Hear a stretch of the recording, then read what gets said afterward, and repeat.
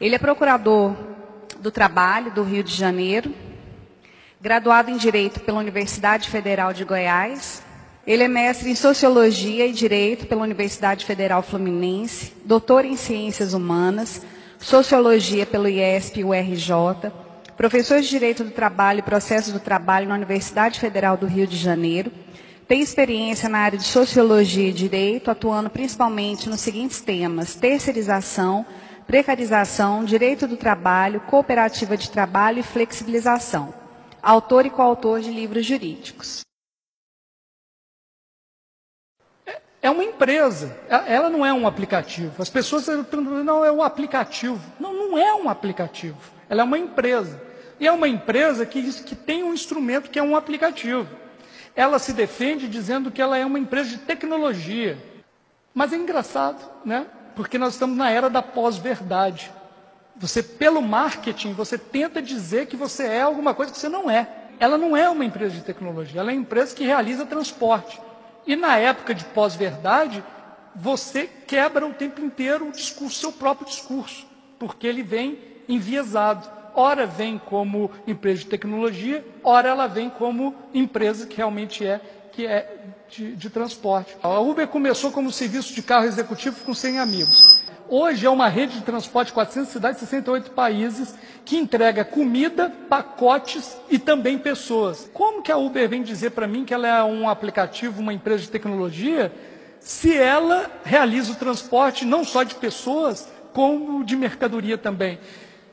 E a Uber está fazendo agora transporte sem motorista também. Empresa de transporte é conforme a decisão americana, que diz que Uber não é mais uma empresa de tecnologia do que o táxi amarelo que usa rádio para mandar corrida de táxi. A Uber é uma sociedade que tem 65 bilhões de capital. Ela vem girando 2 bilhões de dólares, estou falando em dólar, 2 bilhões de dólares por ano, com prejuízo de 3 bilhões. Ela tem prejuízo de 150% do faturamento. Porque os economistas, vários artigos dizem isso, o sistema de negócios da Uber só pode funcionar se ela atingir o monopólio. Se ela não atingir o monopólio, ela é uma pirâmide e vai quebrar todo mundo. Vai quebrar todos os 60 e tantos bilhões. Então o projeto dela é de monopólio. Então por isso que ela está no vermelho. Ela está no vermelho porque ela tem que colocar um preço baixo.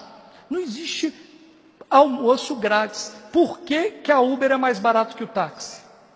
Alguém está pagando. Ou é o motorista que está pagando, ou é a Uber que está pagando. Ela mantém advogados caríssimos em cada cidade para ela poder se manter, porque ela é ilegal em todos os lugares. Não há mágica.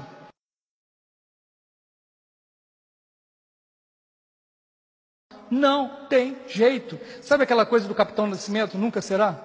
Nunca serão, nunca serão. Os motoristas, eles são a aliança neofeudal com parceiros, né?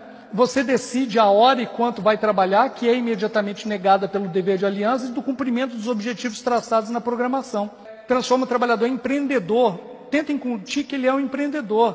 Só que, eu coloquei nos vídeos, eles não têm a mínima noção de empreendedorismo. Nada.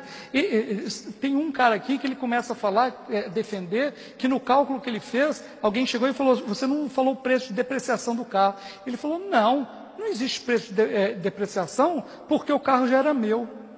Aquele carro dele é o capital de início, inicial, e que esse capital é depreciável e que daqui a 5 anos ele não vai ter capital nenhum. Mas ele é um empreendedor, como diz o juiz inglês. O juiz inglês fala assim, olha, a Uber quer me fazer convencer que existem 30 mil negócios, que são os 30 mil carros da Uber, que são organizados por ela, e que são negócios autônomos pela cidade de Londres. Como que você quer dizer que é um negócio se a pessoa não pode colocar o preço dela? O preço dela já está tarifado, sempre de forma unilateral pela Uber. Então é incutido no espírito a ideia da liberdade de trabalho e da vida sem patrão. E toda a propaganda do Uber é isso. Não tenha mais patrão, seja livre, faça o horário que você quiser e tal. Mas na realidade a liberdade é imediatamente negada pela impossibilidade de emancipação, pela organização dos comandos ou programação, né?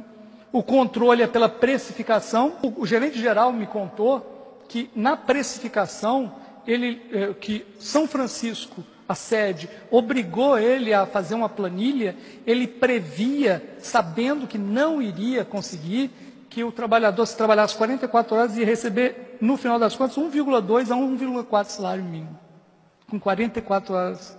Só que, depois disso, teve dois rebaixamentos de tarifa e aumentou o número de motoristas. As jornadas estafantes devido ao mercado dominado pela quantidade de alianças neofeudais. Então ele prevê esse 1,2 e 1,4, isso que a pessoa não vai.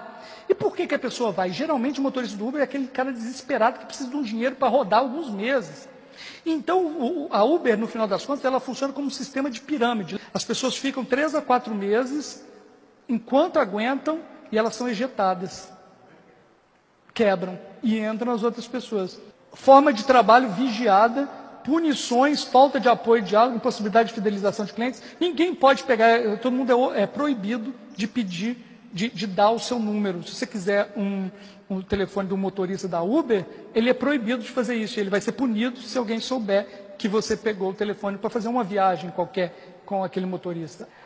Controle pela punição. Então tem o stick, é o controle panóptico disperso em várias instituições de controle. Então a Uber não precisa de ninguém para controlar, ela tem poucos empregados, porque o algoritmo controla, e não só o algoritmo controla. Sabe quem controla os trabalhadores do Uber? Todos que usam o Uber controlam o Uber. A Água e Bala, ela fala que não é obrigada a Água e Bala, só que ela entrega um negócio para você e fala assim, olha, quem tira nota boa tem água e bala. Você faz o quê? Pô, água e bala. O problema da Uber é que a nota é para ela controlar. A nota não é para eu saber se eu quero que aquele motorista me leve e eu quero levar aquele passageiro. Não, ela pega o que estiver mais próximo e obriga o cara a pegar. Se o cara não pega 3, ele é suspenso por 10 minutos. Se o cara continua a negar, a nota dele cai e ele é cortado do sistema. Ela coloca o trabalhador onde ela quiser, na hora que ela quiser. Ela tem um controle de fluxo. Não importa que seja a Adriana, Murilo, não importa. Mas ela consegue controlar quantas pessoas estão trabalhando em tal lugar para ela naquele determinado momento. Né? Por conta do preço dinâmico e premiação.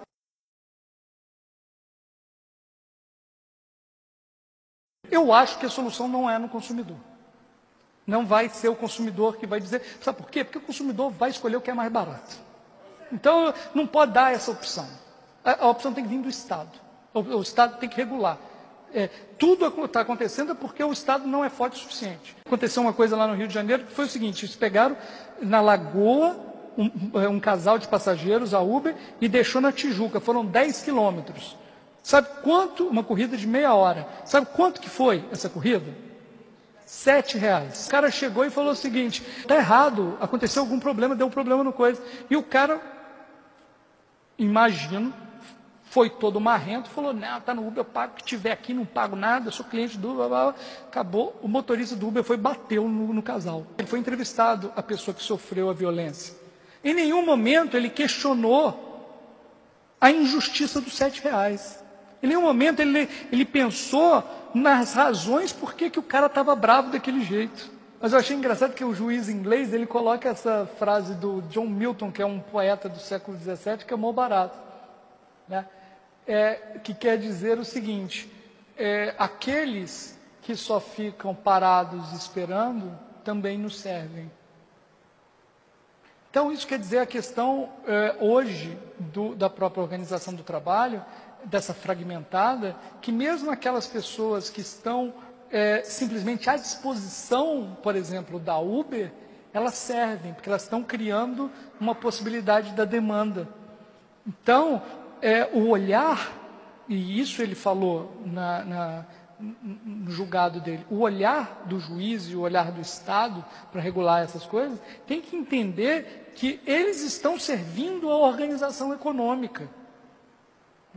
Então, a nossa ideia, e essa ideia do direito do trabalho proteger a quem merece, tem que olhar isso. Olha, uma empresa está vindo aqui e está realizando uma atividade econômica e está utilizando as pessoas aqui, tem que ser responsável por elas. Né? E o direito do trabalho que vai tentar civilizar isso, né? Isso é só uma faceta, igual você falou, mas não vem o Estado e impõe, diz, pô, Uber, cai fora. Em alguns lugares aconteceu isso. Pô, Uber, cai fora daqui, né? Mas não tem esse Estado que faz isso. Mas tem o direito do trabalho.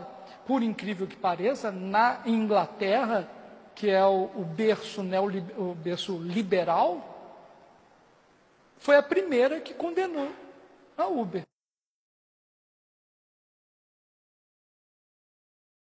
E as decisões conhecidas até agora, nós temos, então, uma class action nos Estados Unidos, em que foi negada a homologação do acordo.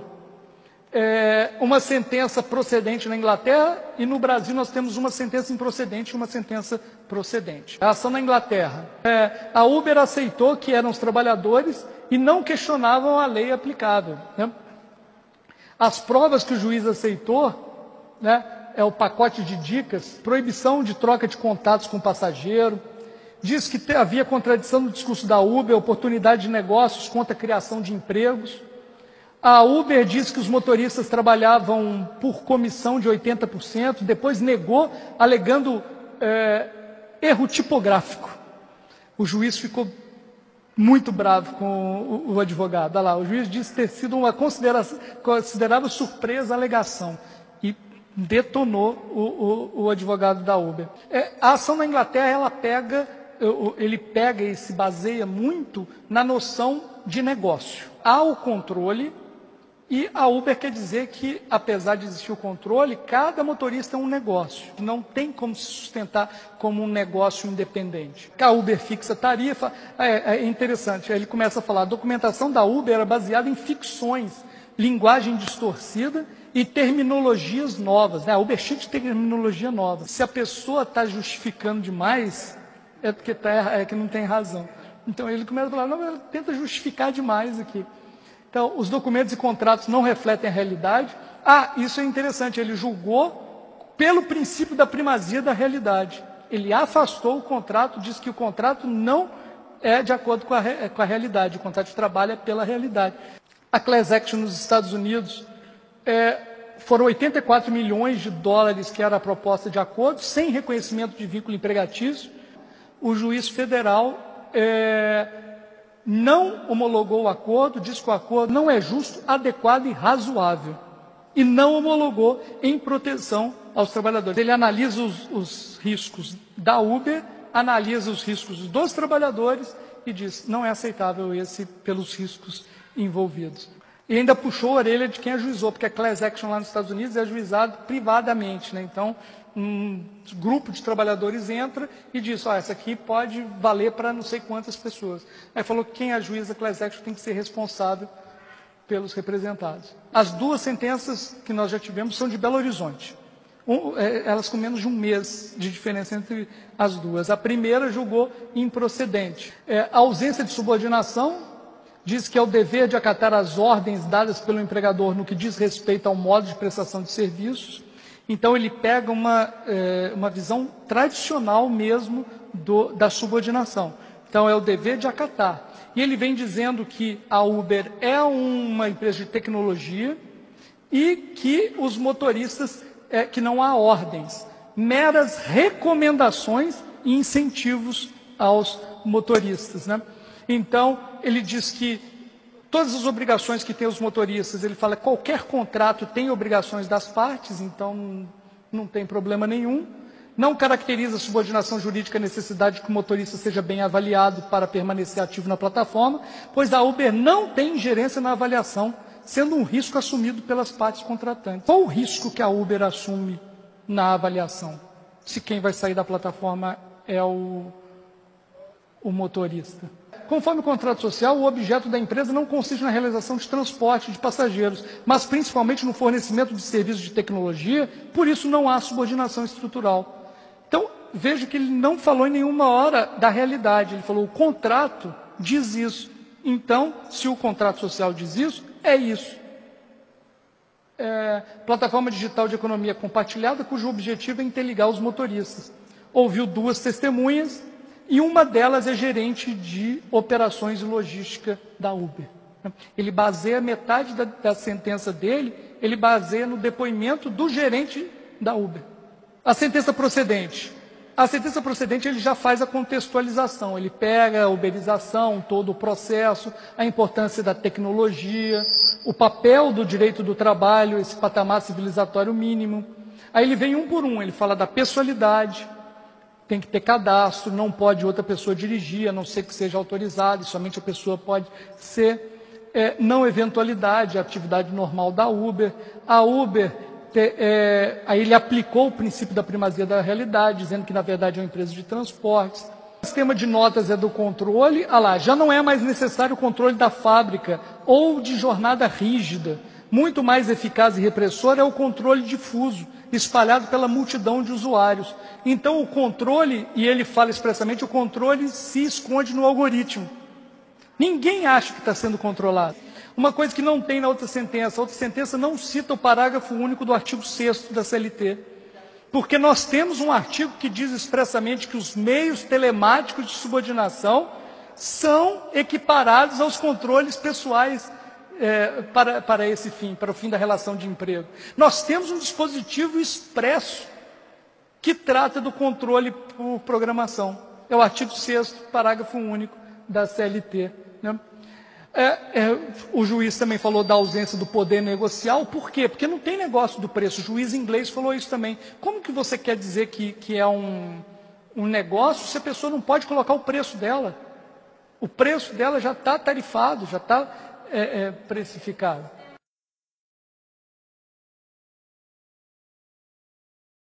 Eu não uso Uber, eu pego táxi. Vou explicar por que eu não uso Uber. Porque não sei por onde começar. São várias coisas. Primeiro que eu sei do sistema de exploração, mas eu não uso por quê? Porque eu não vou coadunar com um sistema de uma empresa que tenta impor sua própria lei, e eu, sendo um professor de direito, né, não vou. A empresa chega e diz que a lei é a que ela manda, e no mundo inteiro, né, chega e diz que ela faz o que ela quiser, né, e nossas fuças, eu não sei, não me sinto confortável com isso.